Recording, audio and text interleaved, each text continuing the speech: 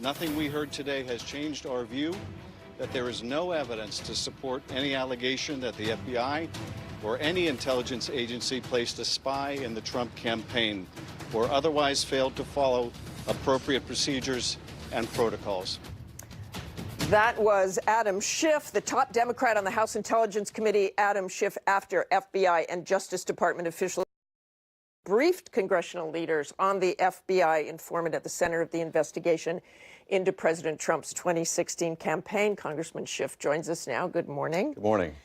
I want your reaction. Just a short time ago, Rudy Giuliani said on Fox News that all of this is like Watergate.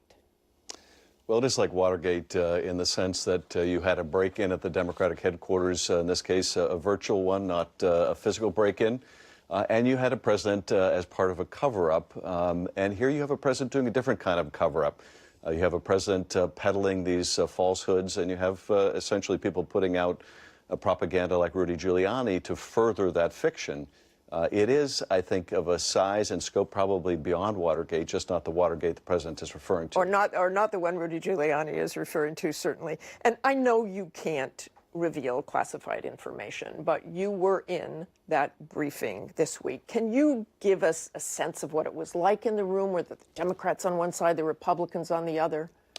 Well, there were two meetings. The first was this kind of rogue meeting with Gowdy and Nunes, and of course, the thing that struck me immediately was the presence of Emmett Flood, along with Chief of Staff Kelly. Neither one should be there, but it was all the more glaring when you had the president's lawyer, the guy hired to fight the so-called witch hunt.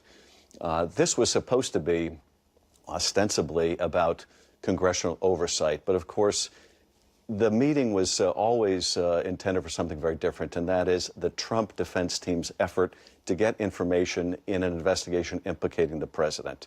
Now, that is completely improper. It's a violation of all the safeguards we put in place after Watergate.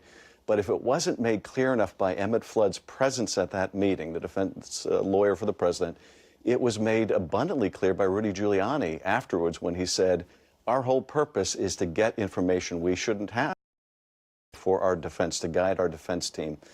And what makes this what possible... he said, he told Politico, we want to see how the briefing went today and how much we learned from it. If we learned a good deal from it, it will shorten that whole process considerably. I want to go back to Emmett Flood and John Kelly. Tell me if it was at all contentious when they were in there.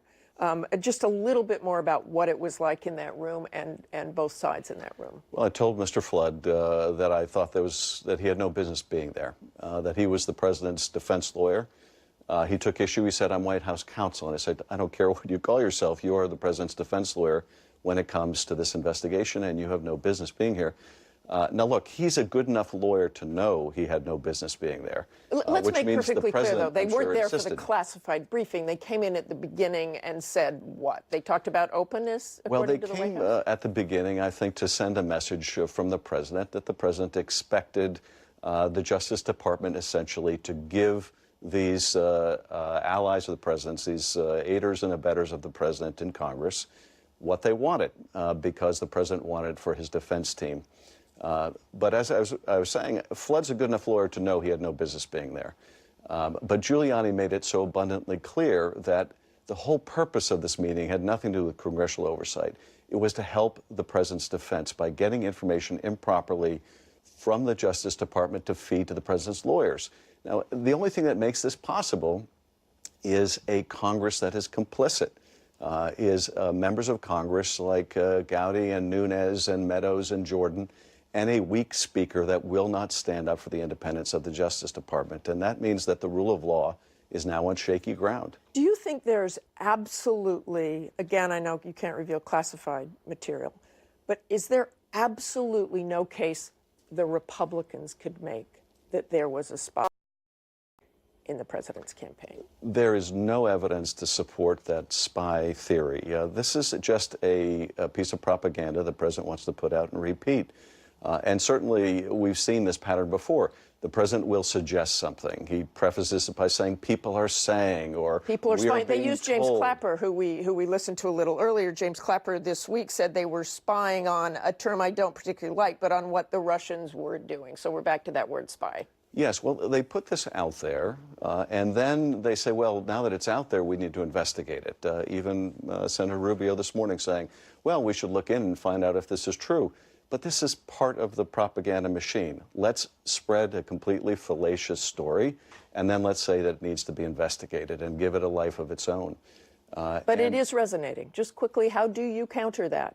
Well, the broad question is, how do you counter a president who repeats falsehood after falsehood after falsehood, that has the bully pulpit of the presidency to do it, and has allies in Congress who are willing to support that?